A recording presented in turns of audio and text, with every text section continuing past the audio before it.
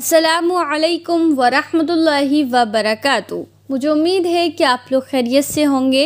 एक सवाल पूछा गया है कि अगर तबीयत ख़राब हो तो क्या सिर्फ फ़र्ज़ नमाज़ पढ़ सकते हैं और सुन्नत नफ़लें छोड़ सकते हैं या नहीं। तो आइए जानते हैं मुफ्ती साहब से, मुफ्ती साहब ने इस पर क्या कहा है। आइए जानते हैं मुफ्ती साहब से। अस्सलामुअलैकुम वरहमतुल्लाहि वबरकातुहू। अगर तबीयत ख़राब हो तो क्या सिर्फ फ़र्ज़ नमाज़ पढ़ सकते हैं?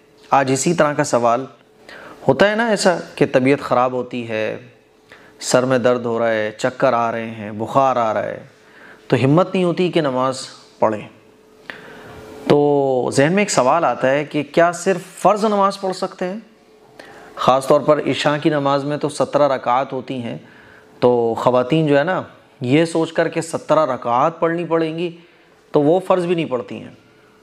और शैतान एक बात माइंड में ये और डालता है कि अरे आधी अधूरी नमाज़ पढ़ने से क्या फ़ायदा है, पढ़ो तो ढंग से पढ़ो, वरना फिर पढ़ने से फ़ायदा क्या है। ये शैतान दिमाग में बात डालता है।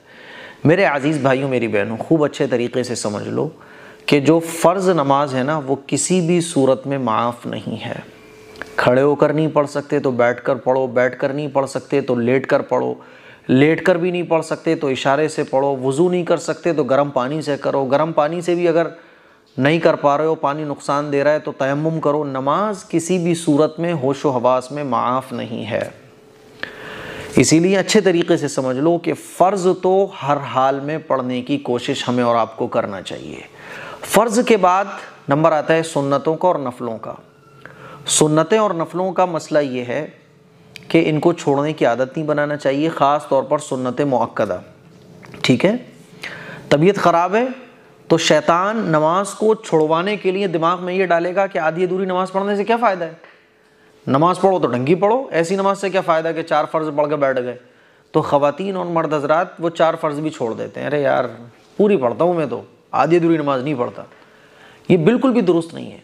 अगर आपकी तबीयत ख़राब है, आपकी हिम्मत नहीं हो रही है, तबीयत नहीं हो रही है, सुस्ती आ रही है, सुस्ती में तो खैर सुन्नत मुअक्कदा नहीं छोड़ना चाहिए, लेकिन तबीयत ख़राब है, हिम्मत नहीं हो रही है, बहुत ज़्यादा वीकनेस है, फ़र्ज़ नमाज ज़रूर पढ़ लो। अगर फ़र्ज़ नमाज आप पढ़ लोगे और कभी तबीयत ख़राब होने की वजह से, है ना, सुन्नतें और नफ़लें छोड़ दोगे तो नमाज आपकी हो जाएगी। तो अगर कभी बाई चांस हमारी तबीयत ख़राब हो रही है तो सुन्नतें छोड़ सकते हैं, सिर्फ फ़र्ज़ नमाज आप पढ़ सकते हैं। लेकिन आप फ़र्ज़ ही गोल कर जाओ, ये बहुत बड़ा गुनाह है। एक नमाज छोड़ने का बहुत बड़ा गुनाह है। अगर आपने फ़र्ज़ अदा कर लिया, आपकी नमाज हो गई। तो कभी कभी आप तबीयत ख़राब होने की वजह से सुन्नतें और नफ़लें छोड़ सकते हैं, इसकी इजाज़त है। ठीक है, फ़र्ज़ हमें नहीं छोड़ना चाहिए। कितनी ही तबीयत ख़राब हो, कितना ही सर दर्द हो, कितनी ही वीकनेस हो, फ़र्ज़ नमाज ज़रूर पढ़िएगा। ठीक है, मान लीजिए इशा की नमाज है तो 4 रकात फ़र्ज़ पढ़िए और 3 रकात वितर पढ़िए।